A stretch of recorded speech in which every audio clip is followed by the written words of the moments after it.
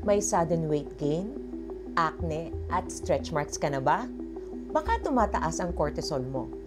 Hi, Dr. Lala Sanchez here. Ang cortisol po ay isang hormone na ginagawa ng ating adrenal glands.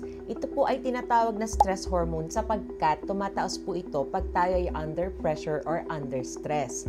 Mahalaga pong ma-keep natin sa tamang level ang ating cortisol kasi kailangan po natin ito sa ating metabolism, sa ating pagkontrol ng blood pressure, sa ating sleep-wake cycle at immune system. Bakit tumataas ang cortisol?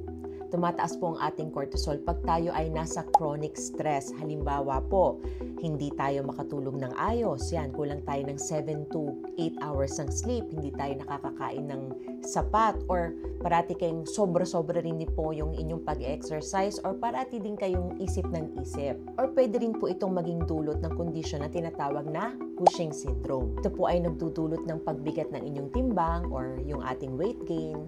Consistent po yung ating mga acne sa ating face or even sa back or sa parte ng ating katawan. Meron din pong anxiety, mood swings, tumataas din po yung sugar, tumataas din po yung ating blood pressure at ito po, nagkakaroon pa tayo ng talagang maganang pagkain habang humihina naman ang ating immune system.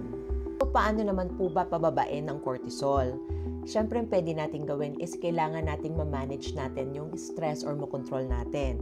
Pwede rin po tayo mag-meditate, mag-exercise or mag-long walks. Pero syempre po, napaka-importante po ng 7 to 8 hours of sleep. Hydration po, 6 to 8 glasses of water a day. Regular na exercise, kadalasan po kasi wala tayong time to exercise. Kahit po 3 times a week na 15 minutes a day, nalalampas po sa 100 beats per minute dapat ang ating heart rate. Dapat po, balanse rin ang ating diet. So, dapat iwasan po natin ang ating mga processed food, processed meat, at yun pong mga matataas ang sugar content. Ito pa, laging nakakalimutan natin magpa-araw kasi karamihan po sa atin takot talagang lumabas sa araw. Kailangan po kasi natin ang sunlight kasi ang sunlight po is nakakatulong din po sa pagkontrol ng ating mga hormones. Pero wag naman po yung between 10 a.m. to 3 p.m. So, syempre magkaka-sunburn naman tayo dyan, especially kung wala tayong sunblock. Ang bonding sa ating family, sa ating mga friends, or even paghalakhak po ay nakakatulong sa pagkontrol ng cortisol. At kung talagang kailangan, pwede po tayong mag-add sa diet natin ng adaptogens like ashwagandha.